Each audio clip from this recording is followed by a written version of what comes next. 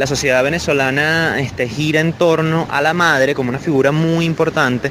Sin embargo, los valores predominantes son, o sea, como se dice en la ciencia, son del patriarcado, ¿ok? Entonces, es una sociedad matricentrista patriarcal. ¿Por qué? Porque, bueno, finalmente los valores que giran en torno a la familia igual siempre son no solo machistas, sino muy centrados en la figura al final masculina.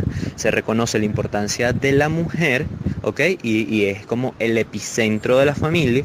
Sin embargo, la figura masculina, si bien está ausente, igual de alguna manera es muy añorada, es muy respetada, y esto se ve mucho como en el estilo político y social que la gente tradicionalmente exige, no sé si lo exige hoy en día, pero generalmente exige, que es esta típica mano dura, esta visión militarista de fondo. Lo que expresa finalmente es un poco como que ese estilo de patriarcal, de que, o sea, de que se necesita mano dura y de que se siguen las reglas como que del más fuerte. Pero sí, evidentemente que la sociedad venezolana está llevada por las madres, producto de una cantidad de variables. Obviamente los hombres viven menos, por eso en los sectores populares las madres jóvenes probablemente están solas, no solo porque el papá se desentiende, sino también porque, bueno, el papá hace una vida delictiva y eso le predice que va a tener una vida como que bastante corta, y eso trae otra cantidad de problemas a su vez, pues. Lo más importante de la pobreza, cuando se habla de este tema, es diferenciar un poco entre la pobreza entendida como carencia de recursos económicos, ¿sí? Para comprar bienes y servicios, y las carencias socioculturales, ¿ok? Porque pobreza no es sinónimo de carencias socioculturales.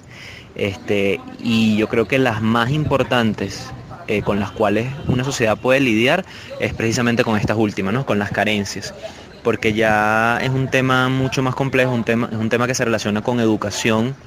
Venezuela en los últimos años se ha invertido de manera muy mediocre en el tema educativo, o de manera como con intención política más que con realizar una verdadera labor de educación, ¿no?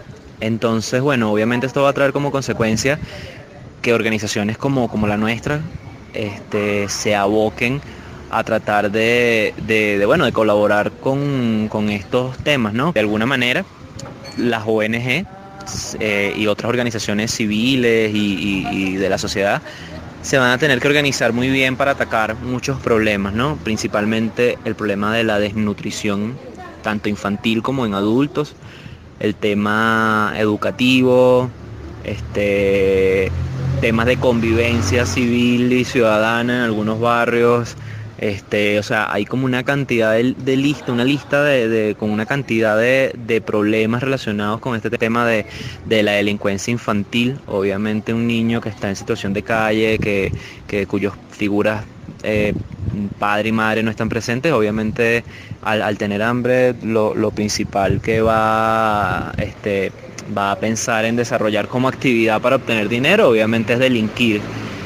Y bueno, y cada vez obviamente se van a ir organizando de mejor manera para hacerlo de manera más efectiva, y esto se va a convertir en un problema porque estos niños van a ser hombres y bueno, van a ser los principales líderes de las bandas, ¿no?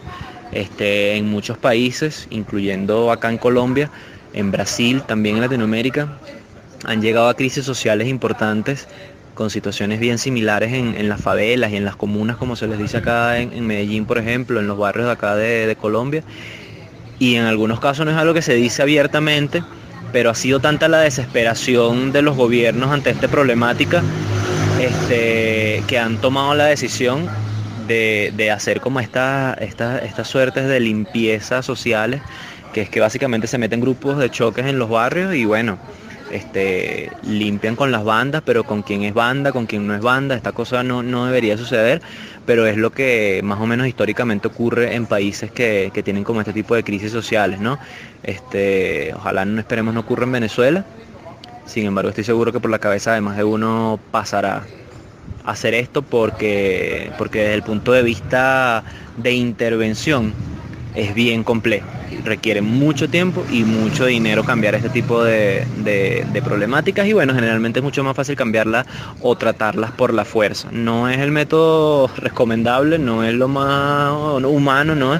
Pero se hace. O sea, es un poco como para darte también contexto como de de que se ha hecho en otros países cuando todas estas cosas suceden en paralelo, pues.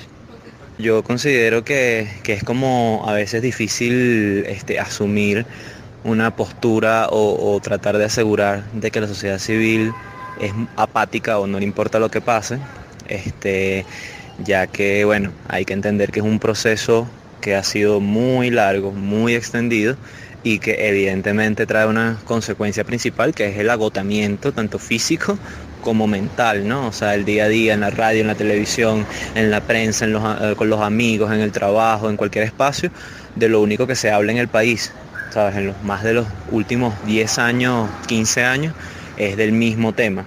Entonces, bueno, evidentemente que eso trae como consecuencia que la gente siempre que puede tomar un respiro o disociarse un poco, efectivamente lo haga.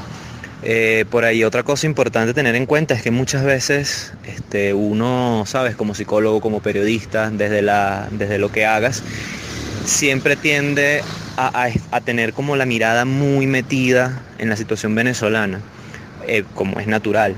Pero a veces también es muy sano y a veces es un ejercicio como bien importante para no autoflagelarnos, que es el hecho de también a veces conocer otros casos, otras sociedades, otros países donde han pasado situaciones distintas e incluso hoy en día otros países y sus situaciones políticas y sociales. ¿Qué te quiero decir con esto?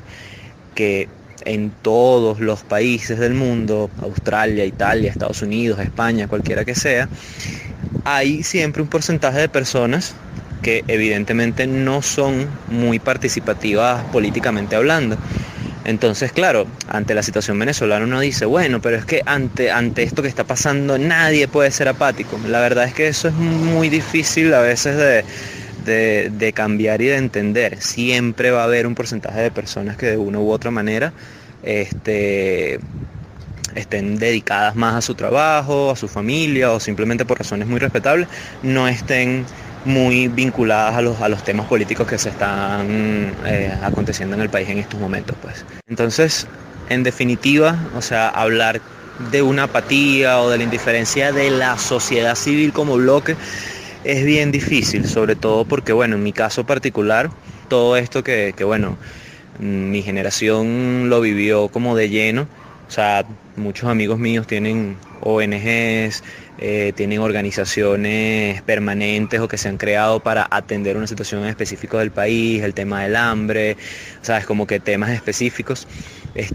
Y aún así, o sea, más allá de mi círculo, del círculo que, digamos, de la universitario de uno, que creció como muy involucrado en la política, cada día uno ve cómo surgen distintos proyectos, cómo la gente de alguna manera entendió que tiene que apoderarse de los espacios políticos sin importar de que pronto sean espacios sencillos, o sea, en la junta de condominio inclusive, o sea, en tu sector, en tu cuadra, o sea, muchas urbanizaciones y muchos sectores de Caracas y del país hicieron una diferencia y demostraron lo importante que es estar organizado, por ejemplo, cuando se intentó desarrollar esto de los consejos comunales como una figura política. Habían sectores de la sociedad civil que, si bien no eran oficialistas, tenían y habían convertido su junta vecinal, por ejemplo, ya en un consejo comunal que funcionaba, etcétera, y no fue posible que estas estructuras inundaran como que esos aspectos de ellos. Entonces, la gente, yo considero que ha tomado muchísima conciencia. Obviamente falta mucho, pero yo considero que a veces uno es un poquito duro con uno mismo, por eso que te decía anteriormente, por tener como la mirada siempre pensando ahí, no, nosotros los venezolanos que somos los peores, que somos malos, que somos esto. A veces es súper complicado evaluar lo importante y lo fuerte que hemos sido y lo importante de todo esto que hemos logrado, porque simplemente estamos corriendo nosotros solos. Si nosotros estuviésemos en una carrera, en un maratón donde existieran otros competidores, en este caso serían países, probablemente muchos países ya hubiesen desistido, probablemente echáramos la mirada atrás y muchos de los países ya se hubiesen quedado en el kilómetro 1, o en el kilómetro 3, en el kilómetro 4, nosotros raspados, rasguñados, con golpes, o sea, cansados, deshidratados, seguimos adelante. Y yo creo que eso es algo que a veces no se toma en cuenta. Yo la verdad no suelo ser necesariamente el tipo más optimista del mundo, sin embargo trato de ser como que bien justo, ¿no? A veces como que yo sé que hay muchas cosas malas, pero cuando hay alguna cosa buena hay que destacarla, sobre todo ante esta situación. Yo considero que muchas de las personas que han sido apáticas, que se han alejado un poco de todo esto que te estoy diciendo, ha sido por cansancio, ha sido porque probablemente también, y esto es una cosa que de pronto no hemos visto aún en toda su expresión, pero este largo estrés de estos años del venezolano pendiente de esta cantidad de cosas también trae consecuencias para la salud.